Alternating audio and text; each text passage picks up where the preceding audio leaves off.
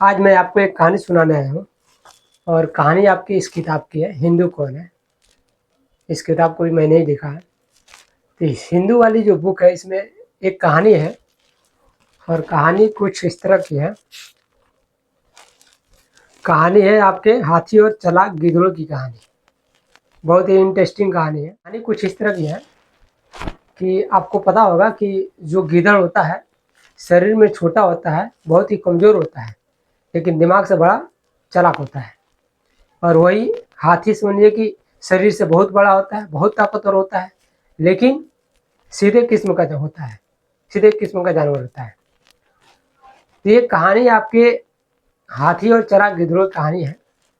तो आज से लगभग 4 से 5,000 साल पहले की बात है कि ये बहुत बड़ा जंगल था और उस जंगल में एक हाथी था जो बहुत ही राजी खुशी से अपनी ज़िंदगी काट रहा था, बहुत ही शांति से अपनी ज़िंदगी जी रहा था। कहीं से समझिए कि 3 गिद्धड़, बाहर से 3 गिद्धड़ आए और आ करके किसी तरह हाथी के ऊपर सवार हो गए और सवार होकर के उसके ऊपर शासन करने लगे और हाथी से सारे काम करवाने लगे। उसमें एक गिद्धड़ था जो समझिए कि तिलकधारी था, तिलक लगाता था। वो हाथी को बोलता था ये तिलक मेरा भाग्य है, और वो एक जनेऊ पहना हुआ था। तो बोलता था कि ये जो, और वो एक धागा पहना हुआ था, बोलता था कि इस धागे से मैं पूरी दुनिया को बांध सकता हूँ। तो क्या करता था वो, दिन भर समझ जाओ क्या करता था, हाथी को बना बना के बड़े अलग अलग किस्म की कहानियाँ सुनाता था और डराता रहता था और कहता था कि अगर तुम मेरा बात नहीं मानोगे तो अगले जन्म में चींटी बनोगे। और जब हाथी उस गिद्धड़ की बात सुनता था तो कांपने लगता था, डर जाता था। तो फिर उसकी बात मान के उसके हिसाब से काम करता था।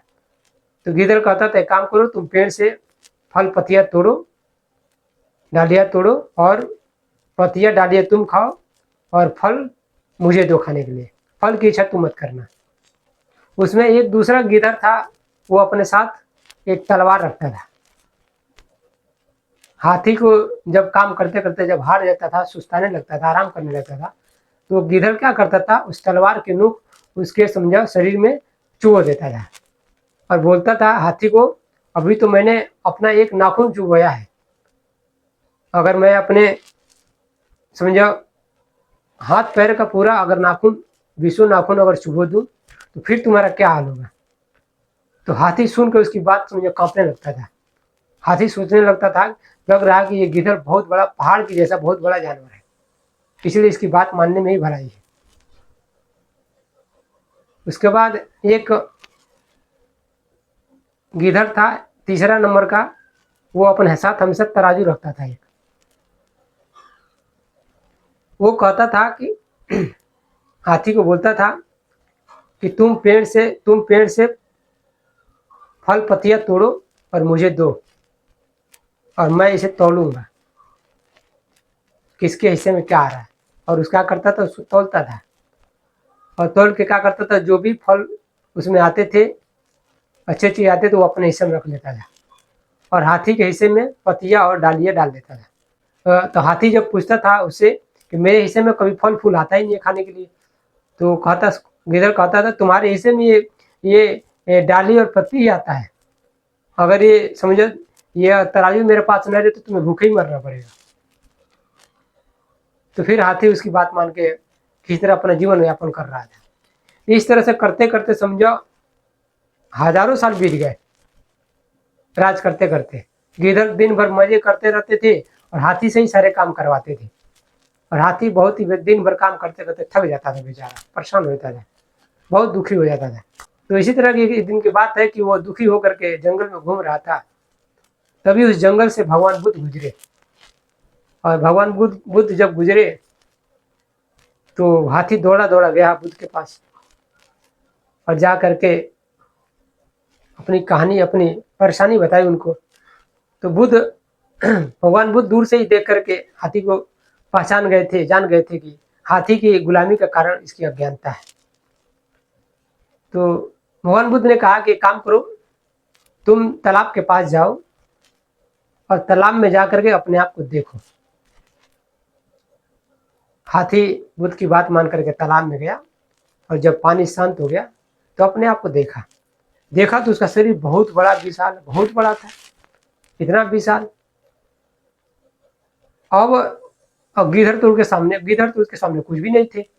गिद्धड़ों की समझो कि पोल खुलने ही वाली थी, तब तक गिद्धड़ वहां से भाग खड़े हुए और फिर हाथी समझो आराम से खुशी से सुखी चैन से जिंदगी जीने लगा।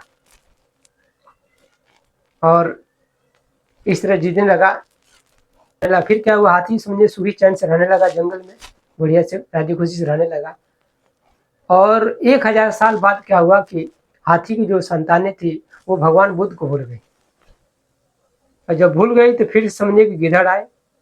गिद्धड़ों ने चाल चला और क्या किया कि हाथी को फंसाने के लिए इस बार दूसरा पैतरा बदला। एक के ऊपर एक सवार होकर के तीनों गिद्धड़ आए और हाथी के सामने आके खड़े हो गए। और आगे खड़े होकर के कहा, ये जो तुम्हारे सामने खड़ा है ये तो सिर्फ मेरा एक अंगुल है, हम बहुत बड़ा जानवर है, तुम मेरी बात मानो नहीं तो हम तुम्हें खा जाएंगे। अब हाथी फिर डर के मारे कांपने लगा और उनकी बातों में आकर के फंस गया और फिर उनकी बात मान ली और गुलाम बन गया। अब क्या हुआ कि फिर गुलामी में जिंदगी जीने लगा और दिन भर समझे जो तीनों जो गिद्धड़ थे मजे मारते थे, मजे रहते, जिंदगी काट रहे थे और सारा काम समझे हाथी से ही करवाते थे।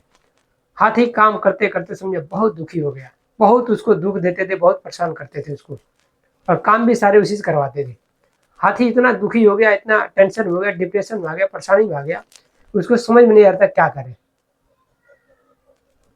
तभी उसको समझा पता चला कि डॉक्टर अम्बेडकर नाम के बहुत बड़े समझा विद्वान हैं, जिनके पास बड़े दूर दूर से लोग आते हैं अपनी अपनी परेशानी लेकर के और वो सबकी समस्या को हल करते हैं। हाथी को जब पता चला तो वो गया बाबा साहब के पास अपनी समस्या लेकर के और जा करके अपनी सारी दास्तान बाबा साहब के सामने सुनाई। बाबा साहब ने जब हाथी की कहानी सुनी तो बड़ा दुखी हुए, उनको बड़ा दुख हुआ। बाबा साहब ने क्या किया कि बहुत बड़ा शीशा उठा करके ला करके हाथी के सामने रख दिया और कहा कि बाबा साहब ने हाथी को, अब तुम इसमें देखो अपने आप। जब हाथी ने जब शीशे में अपने आप को देखा फिर उसे अपनी शक्ति का एहसास हुआ और एहसास हुआ तो फिर क्या हुआ, तो क्या किया उसने अपने सूर से जो गिद्धड़ थे तीनों को उठा उठा के समझा जमीन पर पटक पटक के बहुत मारा, इतना मारा कि समझा फिर गिद्धड़ भाग खड़े हुए, भाग निकले और फिर हाथी समझा सुखी चैन से फिर से रहने लगे। लेकिन उसको डर सताया रहता था, सुखी चैन से तो रह रहा था लेकिन उसको डर सताया रहता था। फिर एक दिन वो क्या किया कि फिर गया बाबा साहब के पास, जाके कहा कि बाबा साहब हम तो आज़ाद हो गए लेकिन हमें डर लगा रहता है। तो बाबा साहब ने कहा किस बात की डर, कि कहीं मैं फिर दोबारा गुलाम न बन जाऊं। तो बाबा साहब ने कहा कि तुम बुद्ध के दर्शन को अपनाओ और अपने बुद्धि का इस्तेमाल करो, तुम उनके किसी भी बहकावे में मत आना। भाग दुर्भाग भगवान ईश्वर किस्मत ये कुछ भी नहीं होता है, सब समझा हमें गुलाम बनाने के लिए बनाया गया है। तुम इनकी किसी भी बात पर विश्वास मत करना। जिस दिन तुम्हारी संतानें या तुम भगवान बुद्ध के दर्शन को, भगवान बुद्ध को भूल जाएंगी, अपनी बुद्धि का इस्तेमाल करना बंद कर देगी, उस दिन फिर से तुम गुलाम बन जाओगे।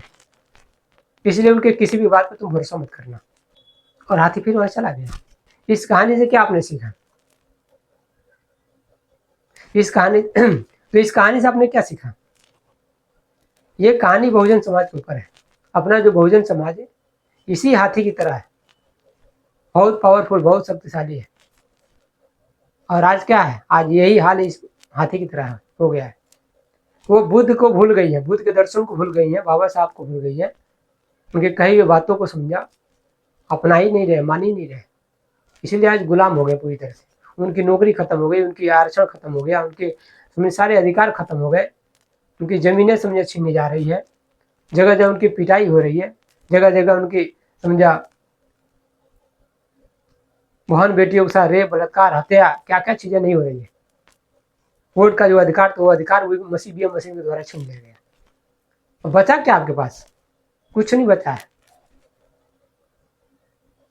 ये कैसे हुआ? क्योंकि हमने बुद्ध को मानना छोड़ दिया, बुद्ध अपने बुद्धि का इस्तेमाल करना बंद कर दिया।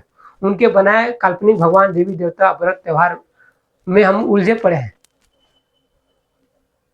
और इसी को मानते आ रहे हैं। परंपरावादी परंपरा बना लिया हमने मनाने का। बाबा साहब कहते हैं गुलामों का कोई धर्म नहीं होता, कोई त्योहार नहीं होता। शासक वर्ग और थोपे के गुलामों कोई वो खुशी खुशी अपनी अपनी त्योहार मान के, व्रत मान के मनाते रहते हैं। तो ये हाल हमारा है, बहुजन समाज के हाल है। अगर आप लोग नहीं समझ रहे हैं इसको समझिए, क्योंकि अगर आज नहीं समझे, नहीं चेते, तो आने वाली स्थिति बड़ी खराब होगी। फिर वहीं पहुंच जाएंगे, गले में मटका पीछे झाड़ू। इस बात को समझिए और सीखिए, अपनी बुद्धि का इस्तेमाल करिए। हाँ, एक और चीज़ है, क्या मैं कल की वीडियो में बताया था कि हम अभी जो लड़ाई लड़ रहे हैं उसका आधार क्या है, बेस क्या है। तो मैं बता रहा हूँ आपको, बाहर निकलने के कई रास्ता आपके पास है, वो है धम्म, भगवान बुद्ध का धम्म। अगर धम्म को आप अपना लो तो आप समझिए सफल हो जाओगे। कि बाबा साहब ने धर्म क्यों अपनाया था? क्योंकि बाबा साहब को पता था कि अगर राजनीति में हमारे लोग कामयाब नहीं होंगे, इसलिए दूसरा हथियार उन्होंने क्या दिया था? धम्म दिया था। मैं बहुत धर्म को दिया था कि अगर वो एक तरह से असफल हो जाएंगे, जिसको पकड़ लेंगे तो पूरी दुनिया इनका सपोर्ट करेगी। 56 कंट्री, जितनी भी कंट्रियाँ हैं बुद्धिस्ट, वो सारी कंट्रियाँ इनके समर्थन करेगी, सपोर्ट करेगी, और फिर इनके ऊपर कोई अत्याचार अन्याय नहीं होगा। तो दूसरा हथियार हमें दिया था, लेकिन हमने उसको भी छोड़ दिया, इसलिए हमारी आज दुर्गति हो रही है। तो आपको सबसे बढ़िया एक ही रास्ता है कि आप धर्म को पकड़ लो। ये जो प्रॉब्लम आपके साथ जो भी क्रिएट हुआ है या परेशानी जो झेल रहे हो, ये सारे प्रॉब्लम सॉल्व हो जाएगा। धर्म के शरण में आ जाओ, सब कुछ ठीक हो जाएगा। और कहा भी गया, धार्मिक और सामाजिक आंदोलन जब तक नहीं होगा तब तक राजनीति में कभी सफल नहीं हो सकते, तभी तो टिक नहीं पाओगे। क्योंकि धार्मिक सामाजिक आंदोलन जब तक नहीं होगा तब तक आप राजनीति में कामयाब नहीं हो सकते हैं। इसलिए आपको समझो कामयाब होना है तो धार्मिक और सामाजिक आंदोलन करना होगा, धर्म से जुड़ना पड़ेगा। धर्म को पकड़ लो, अभी सारे काम हो जाएगा, सब हो जाओगे। इस कहानी से आपको क्या सीख मिली, कमेंट में अपनी राय दीजिए। फिर मिलते हैं अगले एपिसोड में, तब तक सभी को जय भीम, नमो बुद्धाय।